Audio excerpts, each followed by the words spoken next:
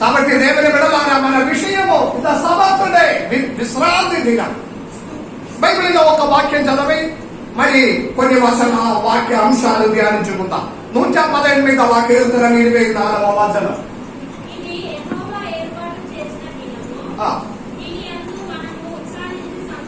అందరూ కలిసి ఒకసారి చెప్పండి. అందరు చెప్పలేదు, కొందరిది శబ్దం కాదు. ఇది యెహోవా ఏర్పాటు చేసిన దినము, దీని యందు మనము ఉత్సాహించి సంతోషించదము. కమాన్, అందరం కలిసి ఒకసారి చెప్పండి.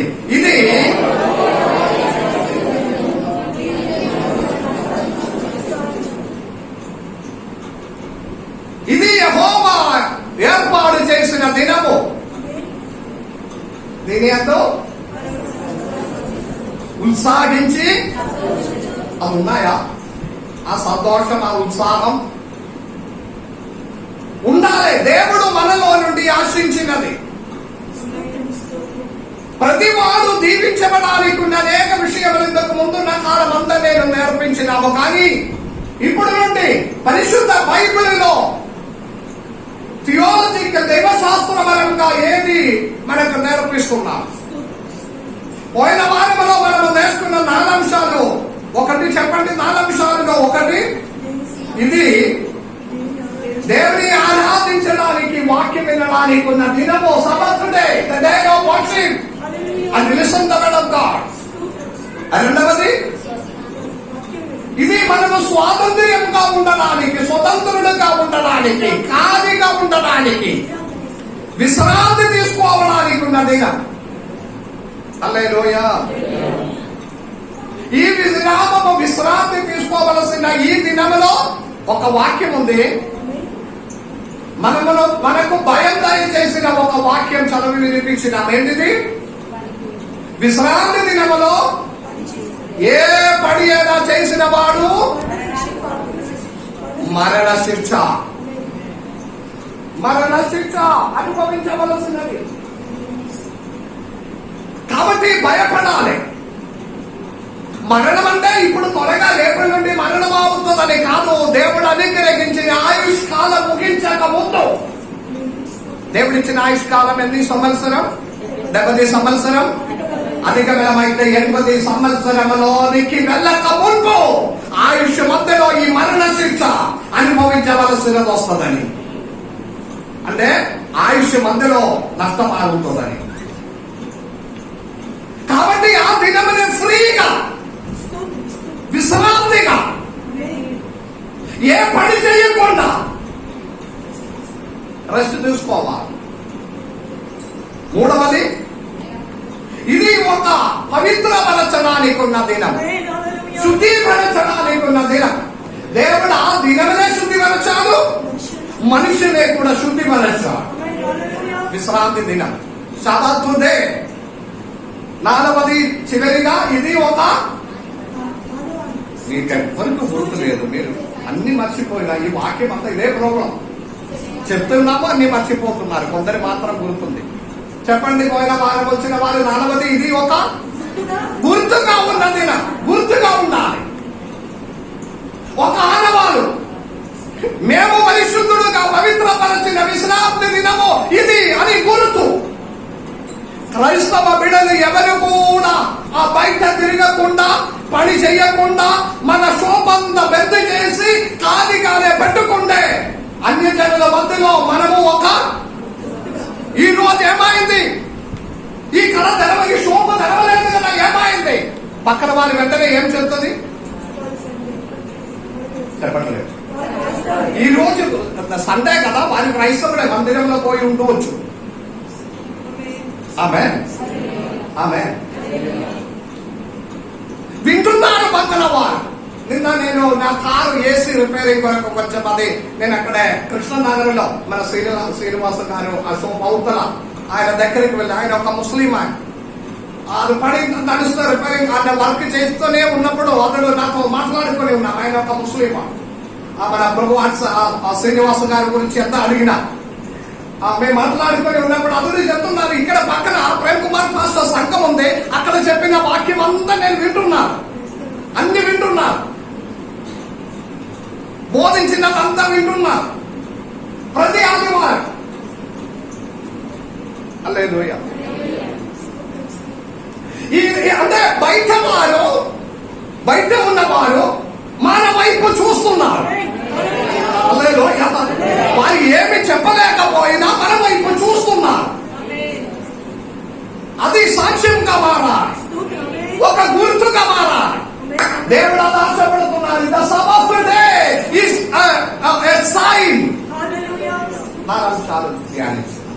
5వ అంశం ఈ రోజు త్వరగా నిర్గమకాండ 16వ అధ్యాయం 23వ వచనం.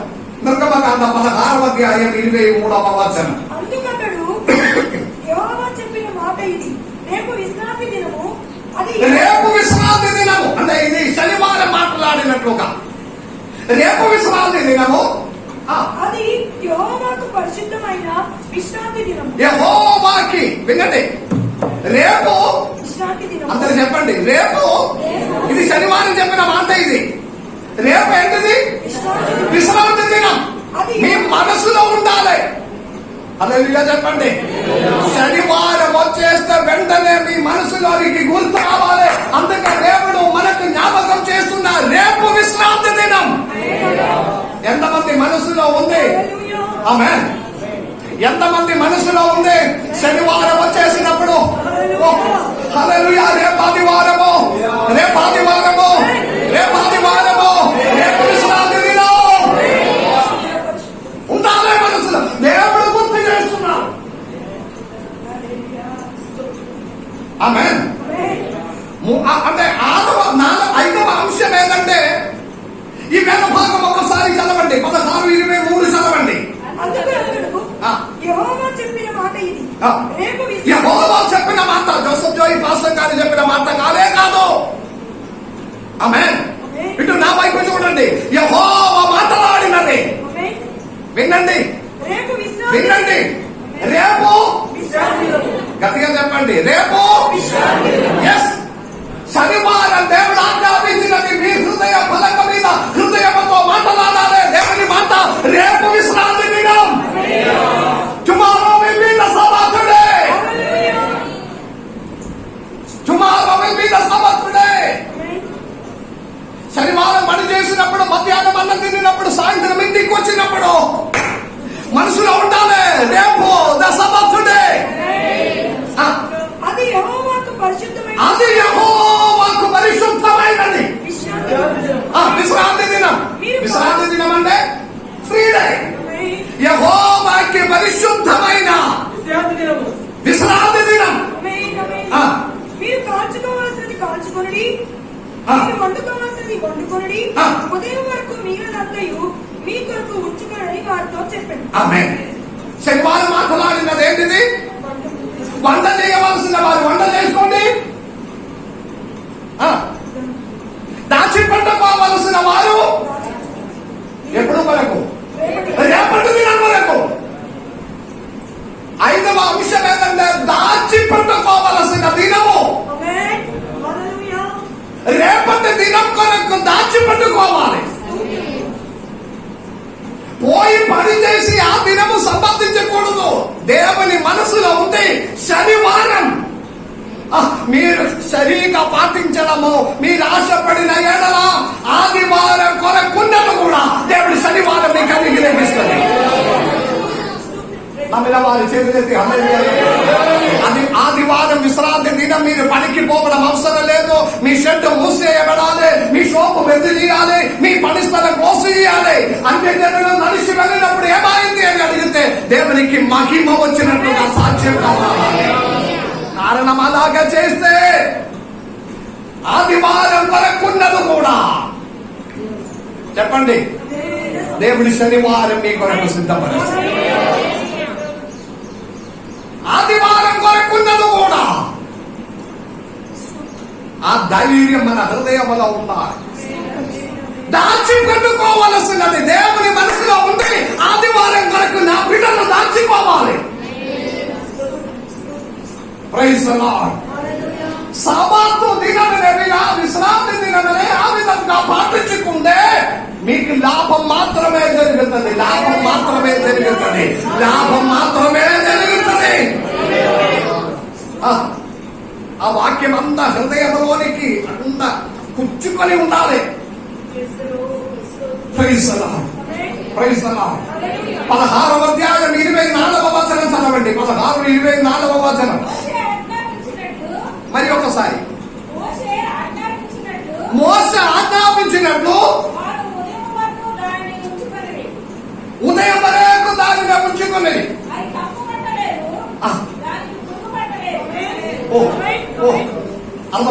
దేవునికి స్తోత్రం చేయండి. దీనికి వెనక ఒక మర్మం ఉంది. దీనికి వెనక ఒక మర్మం ఉంది. ఓ దేవుడు అన్నారు, ప్రతి ఒక్కరికి మన్నా పడుతున్నారు ఆకాశంలో నుండి. దేవుడు స్వర్గీయ ఆహారం, పరలోక ఆహారం వారికి దయచేస్తున్నారు. దేవుడు అన్నారు, ప్రతి ఒక్కరు వెళ్ళి మీకు అవసరమైనది మాత్రమే కలెక్ట్ చేసుకోండి. హల్లెలూయా. అంటే మీకు 1 కిలో కావాలంటే మీకు 1 కిలో మాత్రమే దాచిపెట్టుకోవాలి. ఆమేన్. కొందరు అంత స్పీడ్ లేదు, కొంచెం అన్నింటిలో స్లోగా ఉన్నారు. కొందరు అట్లానే ఉంది. ఏ కార్యమైనా స్లో, చాలా స్లోగా ఉంది. పని చేయడం స్లో ఉంది, కార్యం మాట్లాడడం స్లో ఉంది, ఏదో ఒక కార్యం నిర్ణయించడం అంటే కూడా స్లోగా ఉన్నారు. వారు ఎంత దాచి కలెక్ట్ చేస్తే పైన నుండి పడిన మన్నా తీసుకొని ఉంటే వారికి 1 కిలో పడలేదు. వారు కష్టపడి కలెక్ట్ చేస్తే కూడా 1 పావే వచ్చేసింది అని ఆగిపోయింది. కొందరు చాలా హుషారుగా ఉంది, మామూలు హుషారు కాదు, కొంచెం ఎక్స్ట్రా హుషారు ఉన్న వారు ఉన్నారు కదా. ఏ కుటుంబంలోనైనా ఉన్నారు. వారు పంట అర్థం చేసింది 2 కిలో కలెక్ట్ చేసిన. దేవుడు చెప్పినది ఏంటిది? తృప్తి. మీకు అవసరమైన 1 కిలో మాత్రమే తీసుకోవాలి. కొందరికి తక్కువ అయింది, కొందరు ఇంటికి తీసుకువచ్చి అది కొలత చేసినప్పుడు తక్కువ ఉన్న వారికి కూడా కరెక్ట్ కిలో ఉంది. హల్లెలూయా. 2 కిలో పట్ట హుషారుగా కలెక్ట్ చేసిన వారికి కిలో మిగిలిన 1 కిలో ఎంత ఎక్కువ ఉన్నారో అదంతా పాడైపోయింది. ఓ దేవుడు అంత గొప్ప దేవుడు. ప్రతి ఒక్కరికి అవసరమైనది మాత్రమే కలెక్ట్ చేయాలన్నారు. హల్లెలూయా. కొందరు అది కొంచెం దాచిపెట్టినారు.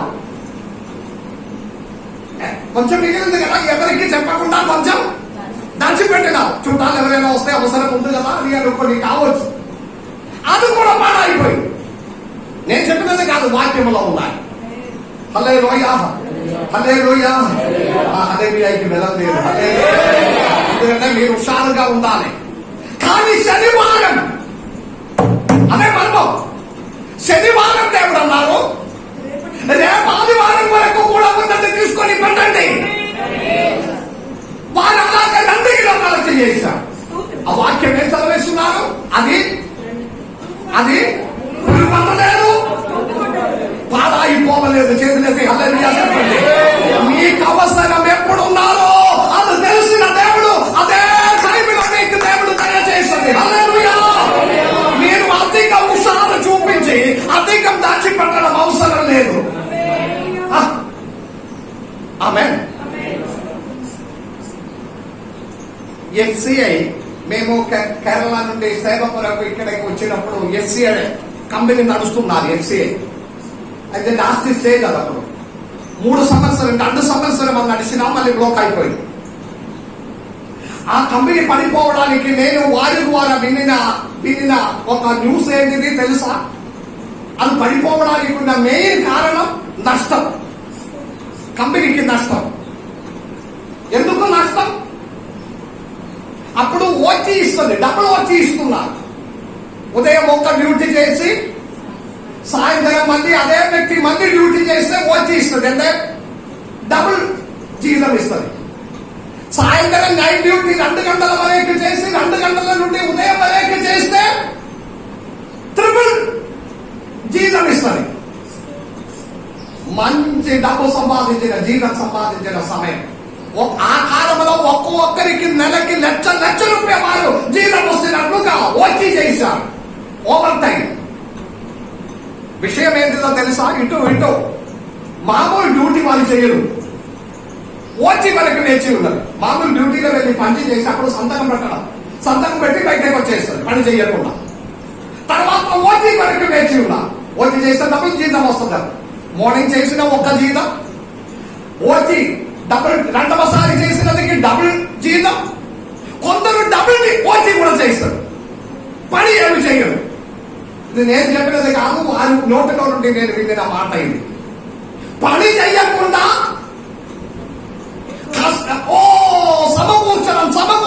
సమకూర్చడం దేవుని విడలాగా అతిగా హుషారుగా పోతే అది కూడా కష్టం అవుతుంది. నాకు మంచి ఆరోగ్యం ఉంది, మంచి ఉంది, అది ఉంది, నేను మాక్సిమం సంపాదించుకుందాం, మాక్సిమం నేను ఇప్పుడే దాచిపెట్టుకుందాం, నా పాపకి పెళ్లి చేయాలి, నా పిల్లలకి భవిష్యత్తు ఇవ్వాలి, మనం ఏ దశమభాగం పెట్టాలి, అన్ని బ్యాంకులో పెడితే ఉన్నారు, బ్యాంకులో పెడుతున్నారు, చిట్టి కడుతున్నారు, బ్యాంకులో పెడుతున్నారు. నాకు లేదే లేదు. బ్యాంకులో పెట్టి చిట్టి కట్టి అయితే వచ్చినప్పుడే ఒక 4,000 కూడా మిగిలడం లేదు. కిరాయి కట్టి, కరెంటు బిల్లు కట్టి, గ్యాస్ కొని, పాలకిచ్చి అన్ని చేసినప్పుడే మళ్ళీ ఏమి మిగిలడం లేదు. పాస్టర్ గారండి దశమ భాగం ఇవ్వడానికి మిగిలడం లేదు. ఓకే, మంచిది. ఈ చిట్టి పట్టుకున్నారు, 3 లక్షల రూపాయలు చిట్టి పట్టుకున్నారు, 30,000 ఇస్తారా? అది చెప్పదు. పట్టుకున్నది పోయి బంగారం తీసుకొని వచ్చి అది దాచి పెడతారు. అదే కదా, దేవుని మోసం చేయడానికి ప్రయత్నం చేయకూడదు. హల్లెలూయా. అన్ని ఎరిగిన దేవుడు, ఆరోగ్యం ఇచ్చి నడిపించిన దేవుడు, దాచిపెట్టడానికి ఉన్నది దేవుడు చేస్తుంది. దేవుడు చేస్తుంది. అదే నా అనుభవ సాక్ష్యం చెప్పడం. నా పాప వివాహం కొరకు నేను ప్రార్థన చేసుకుని ఉన్నాను. దేవుడు వినయకుమార్ ద్వారా మాట్లాడింది, పాస్టర్ గారండి మీ దేవునికి సమర్పించవలసిన, సేవకునికి సమర్పించవలసిన దశమ భాగం నేను ఒక చిట్టిగా వేసి, ఆ చిట్టి అది పట్టుకొని మీ పాపకైనా, పిల్లల విషయమైనా, భవిష్యత్తుకైనా సేవ చేసిన వారికి వాడుకోండి. ఆమేన్. ఇప్పుడు రౌండ్ అవుతుంది, నవంబర్ నెలలో రౌండ్ అవుతుంది, 3 లక్షలు ఆ చిట్టి పట్టుకోవడానికి ఉన్న టైం. ఆమేన్. నేనేం సంపాదించి పెట్టలేదు, నేను దేవుడి సేవ చేసుకునే పోతున్నాను. దేవుడు ఒక్కొక్కరి ద్వారా దేవుడు అత్యద్భుతంగా కార్యములు చేసిన దేవుడు. దాచి పెట్టడానికి ఉన్న దానినే దేవుడు మీ కొరకు సిద్ధపరుస్తుంది. మీ పిల్లలకు 10 లక్షలు కట్నం ఇచ్చి పెళ్లి చేసి పంపించాలంటే మీరు దాని కొరకు బాధపడడం అవసరం లేదు, దేవుని చేతికి అప్పగించాలి. దేవుడు అదే సమయంలో వాటన్నింటినీ దేవుడు సహాయం చేస్తాడు.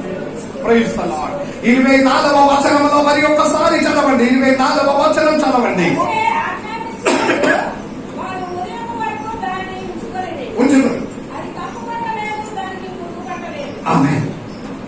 ఆదివారం అంటే సమాధుడే, అంటే దేవుని కొరకు దాచిపెట్టడానికి ఉన్న దినం. మన సమయం దాచిపెట్టాలి. ఆదివారం కొరకు మన ఆరోగ్యం దాచిపెట్టాలి, మన పని దాచిపెట్టాలి. సోమవారం నుండి శనివారం వరకు లోకముల కొరకు పని చేస్తున్నారు, కష్టపడుతున్నారు, పని చేస్తున్నారు, కష్టపడుతున్నారు. ఆదివారం దేవుని కొరకే. ఉదయమున లేచి రావాలి మందిరంలోనికి. ఏదైనా పని ఉన్నాయా? ఆదివారం దేవా మీ మందిరం కొరకు, మీ కొరకు ఉన్న సమయం, నా సమయమనే కూడా దేవునికి అప్పగిస్తున్నారు. పొద్దున రావాలి, వచ్చి బయట అంతా ఉడవాలి, మందిరమున ఉడవాలి. ఏదైనా చెయ్యడానికి ఈ మనసు ఎవరికి ఉంది? దేవుని గణపరిస్తే దేవుడు మిమ్మల్ని గణపరుస్తాడు.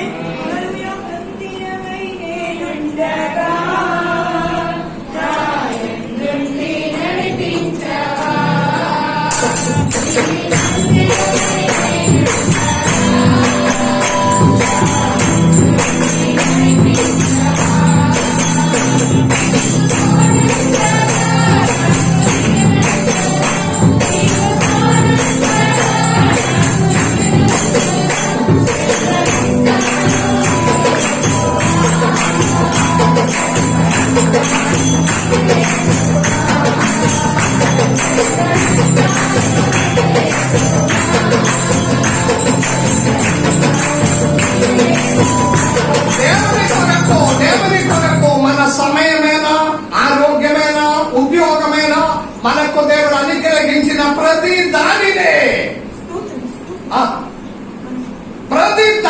దేవుని కొరకు దాచిపెట్టాలి.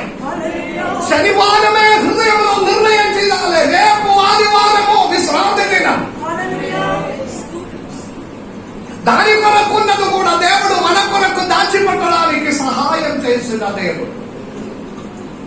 కొరింథీయులకు రాసిన మొదటి పత్రిక 16వ అధ్యాయం 2వ వచనములో, కొరింథీయులకు రాసిన పత్రిక 16వ అధ్యాయం 2వ వచనం ఒకసారి చదవండి. నేను వచ్చినప్పుడు చందా పోగు చేయకుండా ప్రతి ఆదివారమున మీలో ప్రతివాడును.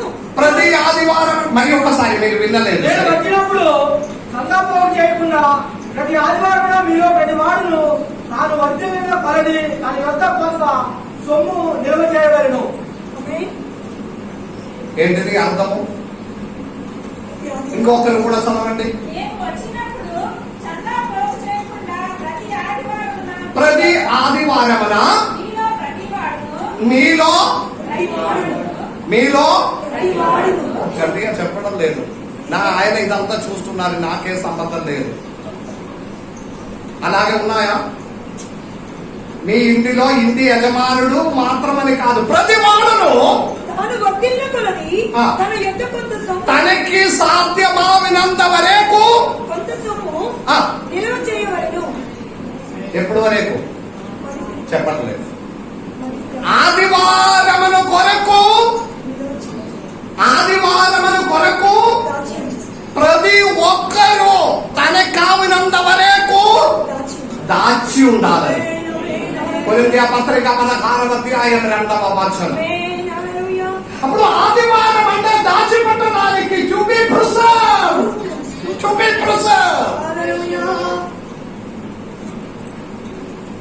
అలాగే ఉన్నాయా? దాచిపెడుతున్నావా?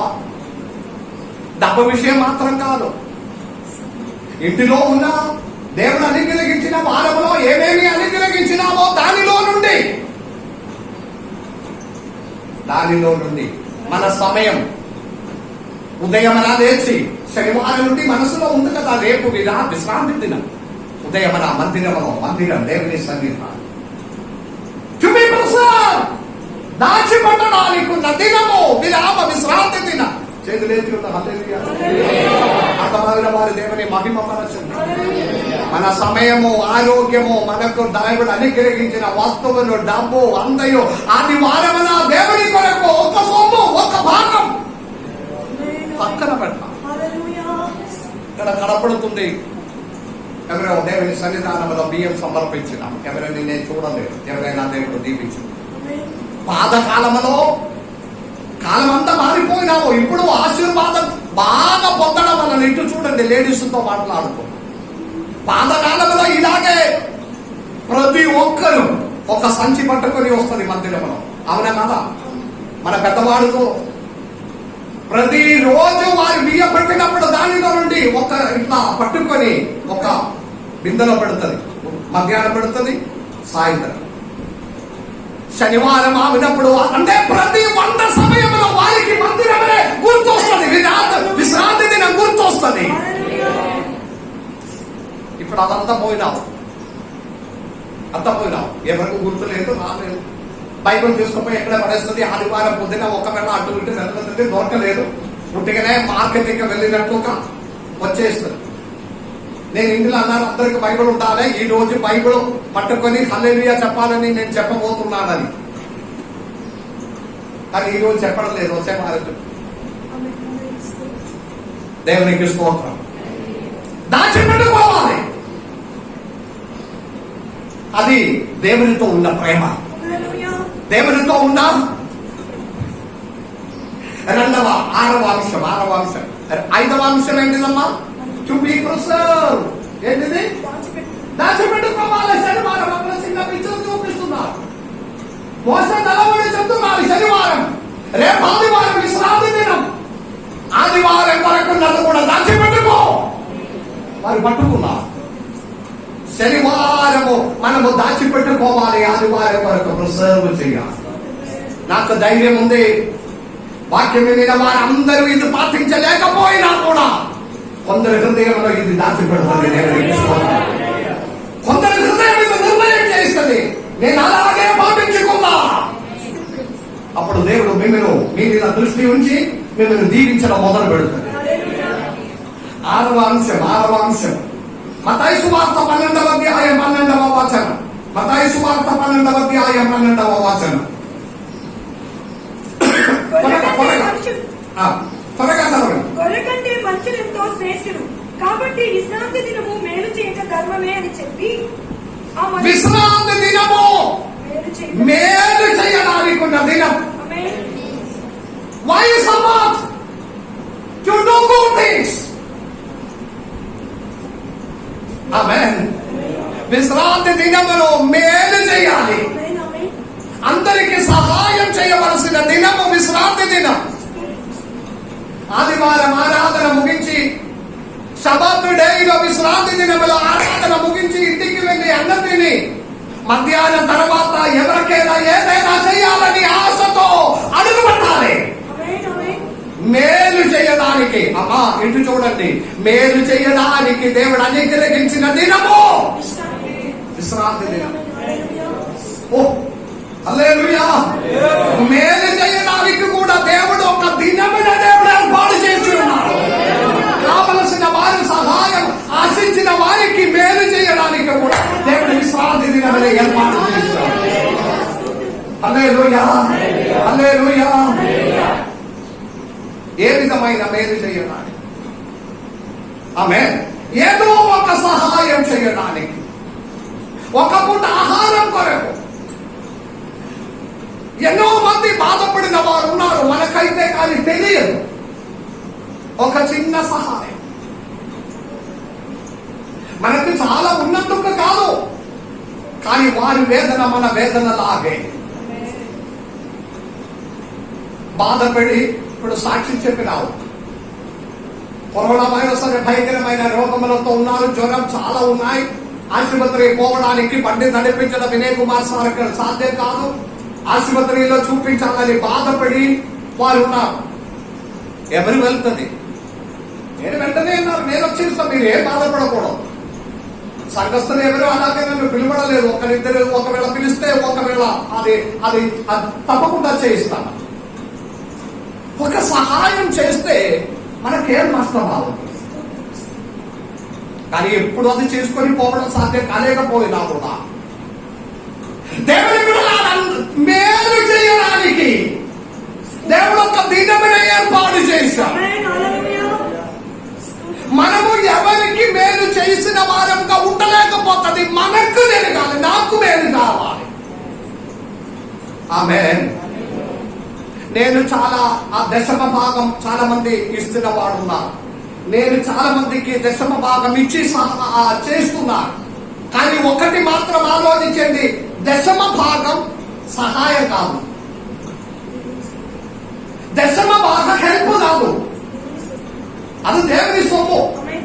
దేవుని సొమ్ము ఇచ్చిన తర్వాత నేను హెల్ప్ చేశాడని చెప్తే కాదు కాదు కాదు. దశమ భాగం ఇవ్వడము సహాయం, హెల్ప్ కాదు. హల్లెలూయా. మనసులో దాచిపెట్టుకోండి, అది దేవుడు ఆజ్ఞాపించిన దేవుని సొమ్ము దేవునికి సమర్పిస్తున్నాను అంతే. హెల్ప్ అంటే పేదవాడు ఉన్నారు, అన్నం లేని వారు ఉన్నారు, అనారోగ్యంలో ఉన్నవారు ఉన్నారు, కష్టంలో ఉన్నవారు ఉన్నారు. వారి కొరకు మనము అడుగు పెట్టడానికి దేవుడు ఏర్పాటు చేసిన దినము. గట్టిగా చెప్పండి, విశ్రాంతి దినం. హల్లెలూయా చెప్తావా? దేవుడి మహిమ. హల్లెలూయా. మార్కు సువార్త 6వ అధ్యాయం 2వ వచనం చదవండి. మార్కు సువార్త 6వ అధ్యాయం 2వ వచనం. త్వరగా ఎంత లేచి ఈరోజు బైబిల్ చదవడం అలసిపోయిందా? సమయం అయిపోయిందా? దేవుడు కదా. విశ్రాంతి దినం వచ్చినప్పుడు ఆయన సమాజ మందిరంలో బోధించనారంభించాడు. అనేకులు ఆయన బోధన విని ఆశ్చర్యపడి ఈ సంగతులు ఇతనికి ఎక్కడి నుండి వచ్చెను, ఇతనికి ఇవ్వబడిన ఈ జ్ఞానం ఏంటిది, ఇతని చేతుల వలన ఇట్టి అద్భుతములు చెక్కబడుచున్నవి, ఇదేమి? అనేక అద్భుతాలు జరగవలసిన దినము విశ్రాంతి దినం. ఆమేన్. సహాయం చేయడానికి, మేలు చేయడానికి, సహాయం చేయడానికి.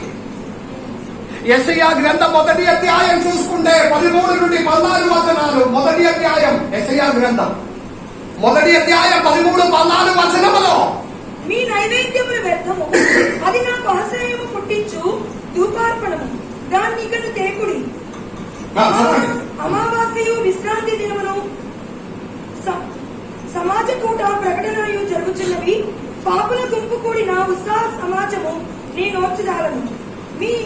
మీ అమావాస్య ఉత్సవములను నియమకాలములను నాకు హేయములు. అవి నాకు మీ అమావాస్యు, మీ సభలు, మీ ఉత్సవ దినములంతయు దేవుడు చెప్పిన మాట దేవునికి నాకు హేయములు. అది నాకు బాధకరములు. వాటిని సహింపలేక దేవుడు మాట్లాడుతున్నారు. మనము అన్యాయం చేసి, అతిక్రమం చేసి, ఎవరికి మేలు చేయకుండా, ఎవరికి ఏ సహాయం చేయకుండా కఠినపరచి అన్ని నాకే కావాలి, నేనే పొందాలి, నాకే కావాలి అని మనసుతో కూడి ఉండి వచ్చి విశ్రాంతి దినములు ఆరాధిస్తే మీ ఆరాధన నాకు హేయమని. అప్పుడు అందరికి సహాయం చేసిన, మేలు చేయడానికి ఉన్న మనసు కలిగిన ఒక హృదయం గల వారంగా మనం ఉండాలి.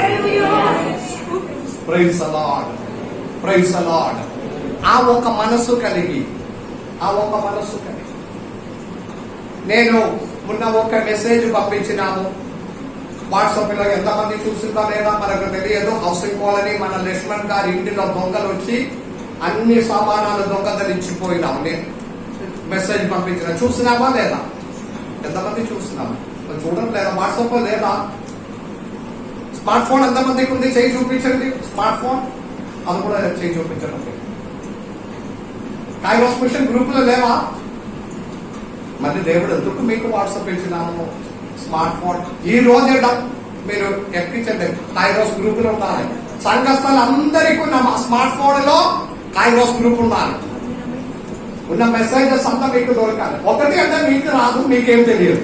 దేవుడు స్మార్ట్ ఫోన్ ఇచ్చిన మీరు వినాలా, ఇంటి మాత్రం త్వరగా చెప్పాలి. ఇట్లా ఒక మెసేజ్ వచ్చింది, పాస్టర్ గారు పంపించింది.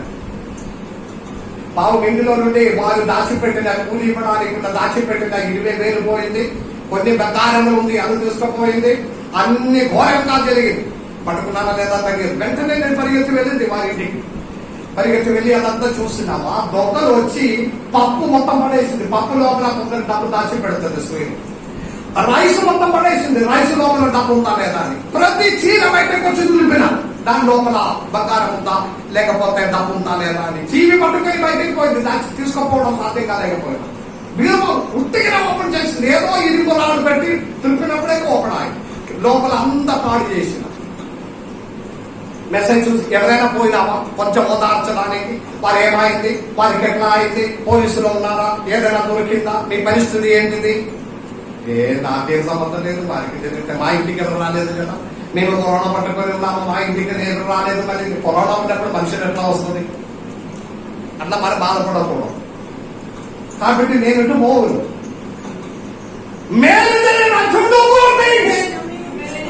దేవుడు ఆదివారం ఏర్పాటు చేశాడు. ఆరాధన ముగించి దేవునికి నమస్కారం చేసి మందిరం ముగించిన తర్వాత మేలు చేయడానికి అడుగు పెట్టాలి. అయ్యో ఇప్పుడు ఎక్కడ పోయి మేలు చేయాలి? ఏమి కదా మనకొక తమిళ ఆశ్రమం ఉంది. పోయి వారినే పరిగణించి ఒకసారి వారి కొరకు ప్రార్థన చేసి దేవుడికి మన కన్ను ముందే మన సంఘములాగే దేవుడు అలంకరించి ఉన్నారు. హల్లెలూయా, హల్లెలూయా. దేవుడి బిడ్డలారా, ఆదివారం విశ్రాంతి దినం. సబతు వైసబతునే. ఎందుకు ఆదివారం విశ్రాంతి దినం? To do good things. హల్లెలూయా చెప్పండి. దేవుడు దాని కొరకు ఒక దినమే ఏర్పాటు చేసి ఉన్నారు. చెప్పండి. ఎంత గొప్ప దేవుడు.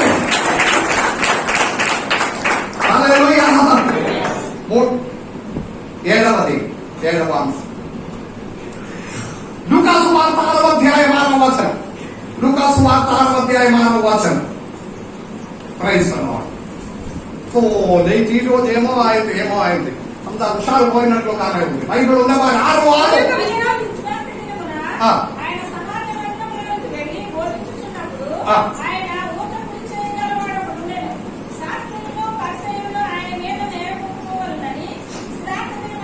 స్వస్థపరచడానికి ఉన్న దినము ఆదివారం విశ్రాంతి దినం.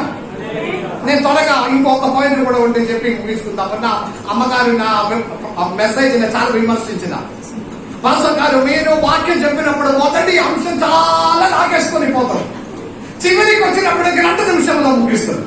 ఎందుకంటే సమానంగా ఉండాలి కదా. అబ్బా నేనేం చెయ్యాలో నేను ఆలోచించిన ఈ రోజు కూడా అట్లా లాగేసుకుని చివరిగా 2 నిమిషంలో ముగించడం మనసు. కారణం ఏంటంటే ఇప్పుడు చెప్పుకున్నా, అప్పుడు చెప్పలేదు.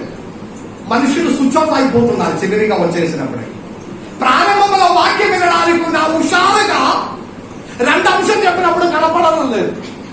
మళ్ళీ నిద్ర వస్తున్నారు. ఇప్పుడు చూడు బైబిల్ చదవడం హుషారు కూడా తగ్గిపోయినా అర్థం పెట్టుకున్నారు. మళ్ళీ ఒక వాక్యం మరి అది ఎక్కడ ఉన్నారు పెద్దకి ఒక 2-3 సెకండ్స్ అయిపోతుంది బైబిల్ తెలిసినప్పుడు.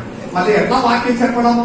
వాక్యం వినడానికి మీ హృదయం తెలిసి ఉంటే దేవుడు అద్భుతకరంగా దేవుడు మీతో మాట్లాడాలి. కానీ మీరు ఎప్పుడు స్విచ్ ఆఫ్ అయిపోతుందో అప్పుడు ఇక్కడ కూడా మీరు వినడానికి హృదయం తెరవలేకపోతే నేను ఉట్టిగానే 10 నిమిషం మాట్లాడితే ఏ లాభం ఉంది? ఆమేన్, ఆమేన్. హల్లెలూయా కూడా బలం లేదు. చెప్తే మంచి బలం వచ్చేస్తుంది దేవునికి. స్వస్థపరచడానికి ఉన్న దినం విశ్రాంతి దినం. Time for healing. ఆమేన్. దేవుని మందిరంలోనికి ఆదివారం విశ్రాంతి దినం సమాధిలో అనారోగ్యంలో వచ్చిన వారందరూ స్వస్థత పొంది వెళ్ళిపోయారు. దేవునికి స్తోత్రం చెల్లించండి. హల్లెలూయా. ఇప్పుడు మనం ఏంటంటే అనారోగ్యం ఉంటే ఇంటిలో పడుకున్నాం. పక్కన ఊరిలో జ్వరం పోతే సరిపోతుంది, మనం ఇంటిలో ఉండిపోతాం. తప్ప నా కుళ్ళు బాగాలేదు కాలు నొప్పి అలాగే అయితే పోయిన 1 వారం తప్ప మిగిలిన అమ్మకాలు సంవత్సరం మొత్తం ఇంటిలో ఉండిపోవలసిన వ్యక్తి. హల్లెలూయా. కానీ పోయిన ఆదివారం అస్సలు లేవలేకపోవడం వలన అందుకు ముందు ఆదివారం రాలేకపోయినా, లేకపోతే వచ్చేస్తుంది. పడిపోవండి అనమాట. అందుకే దేవుడు స్వస్థపరచాడు. ఆమె ఒంటరిగానే వేస్తున్నారు, నడుస్తున్నారు, అన్ని చేసి హుషారైపోయింది. దేవునికి స్తోత్రం. మీ అందరి ప్రార్థన దేవునికి స్తోత్రం. సౌఖ్యం కావాలా? ఇంటిలో కూర్చుండి లేకపోతే రామమందిరానికి దేవుడు ఏర్పాటు చేసిన స్వస్థత కొరకు నేను ఒక దినమున ఏర్పాటు చేసింది. విశ్రాంతి దినం, విశ్రాంతి దినం. పరిగెత్తి రావాలి, మంచంలో ఎత్తుకొని రావాలి. ఇక్కడ నుండి స్వస్థత పొంది మీరు వెళ్ళిపోతుంది, విడుదల పొంది వెళ్ళిపోతుంది. అభిషక్తులు చేయి చాపినప్పుడు పరిరోధం మీ మీద కనికరించి విడుదల దయచేస్తుంది. నమ్మిన వారి చేతులైతే దేవుని మాట. హల్లెలూయా. The day of healing. 6వ అధ్యాయం 6వ వచనం మళ్ళా చదవండి. సారీ యోహాను సువార్త 5:9 చదవండి. 5:9 చదవండి. వెంటనే వాడు స్వస్థత నొంది. Praise the lord. నమ్ముతున్నారా? మన మధ్యలో అనారోగ్యములతో ఎవరెవరున్నారు? అనారోగ్యములతో ఈ ఆదివారం ఎవరెవరున్నారు? హల్లెలూయా. చేతులు లేపండి. అనారోగ్యములతో ఉన్నవారు అందరూ కన్ను మూసుకోండి, అందరూ కన్ను మూసుకోండి. మందిర ఆవరణంలోని కదుగు పెట్టిన మిగులు స్వస్థపరిచిన దేవుని హస్తం ఉంది. యేసు నామములో స్వస్థత కలుగును గాక. యేసు నామములో స్వస్థత కలుగును గాక. ప్రతి బంధనమున యేసు నామములో శాసించి ఫలించి దూరపరుస్తున్నాం. శాసించి ఫలించి దూరపరుస్తున్నాం. విడుదల పొందును గాక యేసు నామములో. ఆమేన్. ఆదివారం రండి. చాలా మంది ఇంటిలో కూర్చుంటే కన్నీరు విడిచి ఏడుస్తున్నారు. మందిరంలోనికి రాను, కానీ దేవా స్వస్థపరచండి, స్వస్థపరచండి. ఆ ప్రార్థన ఆలకించిన దేవుడు నానే కాదు. ఆమేన్. మందిరంలో రా. అప్పుడు ఇంటిలో కూర్చున్న వారికి స్వస్థత లేదా? భాస్కర్ దేవుడు కనికరిస్తే ఇస్తుంది. కానీ దేవుడు పెట్టిన డిమాండ్, దేవుడు పెట్టిన కండిషన్ విశ్రాంతి దినం మీ మందిరంలోనికి రా. మందిరములో విశ్రాంతి దినం వచ్చిన వాడినే దేవుడు దర్శించి స్వస్థపరిచాడు. నడువు వంగిన ఒక స్త్రీ, బైబిల్ అనేక ఎగ్జాంపుల్ ఉంది, చదవడానికి సమయం లేదు. నడువు వంగిన ఒక స్త్రీ మందిరమునకు వెనక, పెద్దవాడు కావచ్చు, ప్రతి ఆదివారం ఆమె వస్తే ఉన్నాడు. ఆమె కూర్చున్నది యేసయ్య దేవుడు. ఎంతో మంది పెద్ద పెద్ద వాడు ముందు కూర్చున్నది ఆ విడిచిపెట్టి ఆ నడువు వంగి అనారోగ్యంలో కూర్చున్న వాడు వైపు యేసయ్య దేవుడు కన్నులెత్తి అమ్మా లేచి నిలబడు. చేయి బాగలేని వాడు మందిరంలో వచ్చి కూర్చున్నారు, లేచి నిలబడు.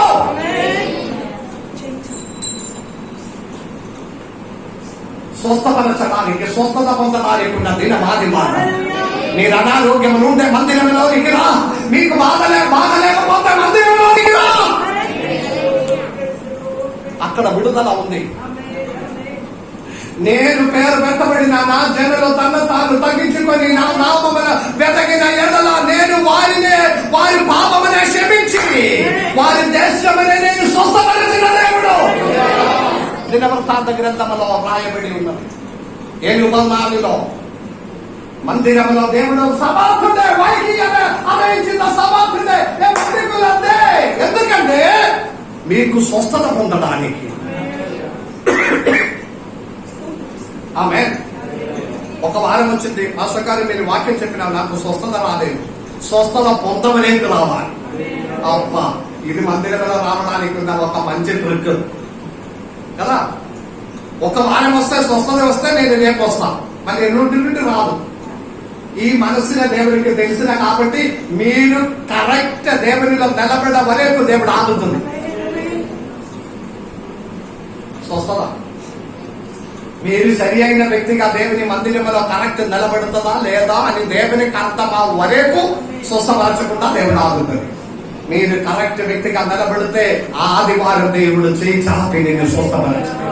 మీరు అనారోగ్యముల మందిరంలోనికి వస్తే ఆ స్వస్థత పొంది మీరు వెళ్ళిపోవలసిన వారంగా మారుస్తుంది దేవుడు. సౌఖ్యం కొరకు to be healed, time for healing. ఇంకొక వాక్యం కూడా ఉంది, కావలసిన వారు రాసుకోండి. 9 యోహాను సువార్త 8వ అంశం చెప్పి ముగిస్తుందాం. నిర్గమకాండ 16వ అధ్యాయం 27వ వచనం 8వ అంశం. వై సబత్, విశ్రాంతి దినం ఎందుకు? 8వ అంశం. ప్రజల్లో కొందరు 7వ దినమున దాన్ని కూర్చుకొనక వెళ్ళగా వారికి ఏమీ దొరకకపోయెను. ఆమేన్. మరి ఒకసారి అందరూ వినలేదు. ప్రజలలో కొందరు చెప్పట్లేదు. ప్రజలలో అందరూ కొందరు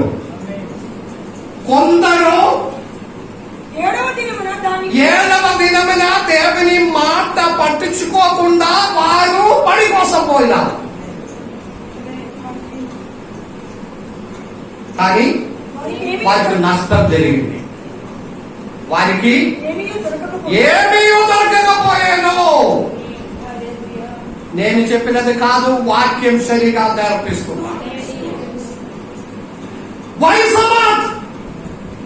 విశ్రాంతి దినం ఎందుకంటే 8వ అంశం సబాత్ బ్రింగ్ లాస్. సబాత్ నష్టం తీసుకొస్తుంది. సబాత్ విశ్రాంతి దినము నష్టం జరగడానికి కారణమవుతుంది. ఎవరికి? కొందరికి.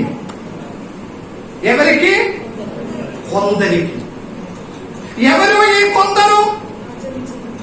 ఆదివారమే పరిశుద్ధంగా విశ్రాంతి దినము ఆచరించకుండా పని చేసి ఏదో సంపాదించాలని ఆశపడిన వారికి అది నష్టంగా మారుతుందని నమ్మిన వారి చేతులైతే హల్లెలూయా చెప్పండి. నేను చెప్పినది కాదు, బైబిల్ నేర్పించినది. నష్టం ఏదో ఒక విధంగా ఆ రోజు కూలి వస్తుంది కావచ్చు, కానీ ఆ కూలి మనకు ప్రయోజనం లేకుండా నష్టం అయిపోతుంది. ఎవరి కోసం మనము ఆ డబ్బునే వాడుకున్నారో ఆదివారం కూడా పనిచేసి ఆ వ్యక్తి కొరకు అది ప్రయోజనం లేకపోతుందని అర్థం. ఆమేన్. కాబట్టి నష్టం జరగదు. 27, 28 చదవండి బైబిల్లో.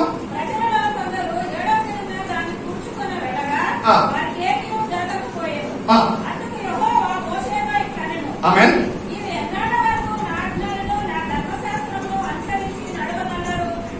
ఎంతకాలం ఎంతకాలం నా జనులు నా ఆజ్ఞలని అనుసరింపకుండా వారు దూరం అవుతుందని. విశ్రాంతి దినం ఎందుకు? నష్టం కూడా జరిగిన ఒక దినం. కానీ ఎవరికి నష్టం చెప్పట్లేదు. ఆచరింపకుండా దూరం అయిపోయిన వారికి. ఒకవేళ ఆ భారం నష్టం జరగలేకపోయినా రాబో దినములో అది నష్టంగా మారుతుంది. హల్లెలూయా చెప్పాలని హృదయ పలక మీద రాసుకొని ఉండాలి. భయపడాలి. దేవా, ఆదివారము నేను సంపాదించడానికి వెళ్ళినది భవిష్యత్తులో మాకు ప్రయోజనం లేక నష్టమైపోతుందని మీ వాక్యం నాతో చెప్పినావు కదా. చెప్పినావు కదా. దేవా, ఆ నష్టం జరగకుండా ఆదివారం మీ మందిరంలో ఉండడానికి నాకు కృప చేయుము. యథార్థంగా చెప్పిన ఎడల కొందరికి కొంచెం మనసు వచ్చినాము. ఎట్లా అంటే ఆరాధనలో పాలు పొందుకుందా, ఆరాధన తర్వాత పనికి పోవాలి. అలాగే కూడా కొంచెం అడ్జస్ట్ అయినా వాక్యంలో అది కూడా ఉండకూడదు. ఆ దినం మొత్తం విశ్రాంతి ఉండాలి. ఆరాధించిన తర్వాత మళ్ళీ ఉన్న టైం దేని కొరకు చెప్పండి. సంతోషించి చికెన్ మటన్ అంతా తిని మళ్ళీ ఇంకా ఉన్న సమయము మేలు చేయడానికి బయలుదేరాలి. హల్లెలూయా. మనం పోదాం. ఆశ్రమంలో లేకపోయి వస్తాం. ఇద్దరు ముగ్గురు రండి. తమిళ కాలు ఆపరేషన్ అయింది. ఇప్పటి వరకు పోయి ఒకసారి పరిగణించలేదు. క్షమించండి, లేదు సార్ ఏమీ నాతో చెప్పలేదు. నేను చెప్పి వచ్చినప్పుడు అన్నారే వచ్చేసింది నాకు. హల్లెలూయా. ఒకసారి పోయి ప్రార్థన చేసి వస్తాం. అలాగే ఉండాలని. లేకపోయిన వాక్యం చెప్పినది నష్టం జరుగుతుంది. నష్టం జరుగుతుంది. వారు పోయి పట్టుకున్నారు మన్నా. అది వారు కూడా బయలుదేరినాం దొరుకుతుందని అనుకోని. కానీ వారికి ఏమి దొరకలేకపోయినా. ఎందుకంటే ఆదివారం దేవుడు రెస్ట్ తీసుకోవడానికి ఏర్పాటు చేసి శనివారం కూడా వారికి అవసరమైనది దయచేసిన. దేవుని బిడ్డలారా, ఈ ఉదయకాల సమయంలో 4 అంశాలు మనము షేర్ చేసినాం. వై సబత్, అది శ్రేష్టమైన మర్మాలుంది. వచ్చే వారం కంటిన్యూ చేసుకుంటామని ఆశపడుతున్నా. 4 అంశాలు ఈ రోజు చెప్పినా. చెప్పండి అంశాలు మాత్రం. 1 మర్చిపోయినా దాచిపెట్టి. చదువున్న వారందరికీ ఒక డైరీ ఉండాలి. వాక్యం రాసుకొని ఉండాలి. ఏం కాదు పాస్టర్ గారు, నా హృదయ పలక మీద నేను మెమరైజ్ నోట్లో వేసుకొని పోతున్నా. ఏం కాదు. ఆమేన్. అట్లా ఉండాలా? 10 ఆజ్ఞల కొరకు మోసే కొండ ఎక్కినప్పుడు దేవుడు మోసేతో అన్నారు, ఏం కాదు నేను చెప్పిన మాట అంతా హృదయ పలక మీద రాసుకొని వెళ్ళండి అని చెప్పినావా? చెప్పలేదు. ఏమన్నారు మోసేతో? 2 రాతి పలక తయారు చేయి, దాంట్లో రాసుకో, నీ మర్చిపోతుంది. హల్లెలూయా. వచ్చిన వారము అందరు డైరీతో పాటు ఉండాలి. వాక్యం రాసుకొని ఉండాలి. ఏదో ఒక కాలం పనికి వస్తుంది. మీ పిల్లలు కాలం వస్తున్నప్పుడు వారైనా ఆ డైరీ తెలిసి చదువుతుంది. మమ్మీ వినిన వాక్యం, డాడీ వినిన వాక్యం రాసి పెట్టి ఉంది. ఉన్న సంవత్సరం డాడీ మీరు చెప్పిన వాక్యం అంతా మలయాళంలో రాసి పెట్టి ఉంది. ఇంగ్లీష్ అంటే నాకు కూడా రెఫర్ చేయవచ్చు వాక్యానికి చెప్పడానికి భవిష్యత్తులో. దేవునికి స్తోత్రం. ఎనివే, దేవునికి స్తోత్రం. దాచిపెట్టవలసిన దినము. 2వది మేలు చేయడానికి ఉన్న దినము. 3వది స్వస్థత పొందడానికి ఉన్న దినము. 4వది ఇంకొకటి కూడా ఉంది. ఏంటిది? నష్టం కూడా జరిగిన దినము. నష్టం కూడా జరిగినది. కాబట్టి దేవుని బిడ్డలారా, నష్టం జరగకుండా మేలు కలగడానికి దేవుడి వాక్యం ద్వారా మనందరినీ దీవించి ఆశీర్వదించును గాక. ఆమేన్.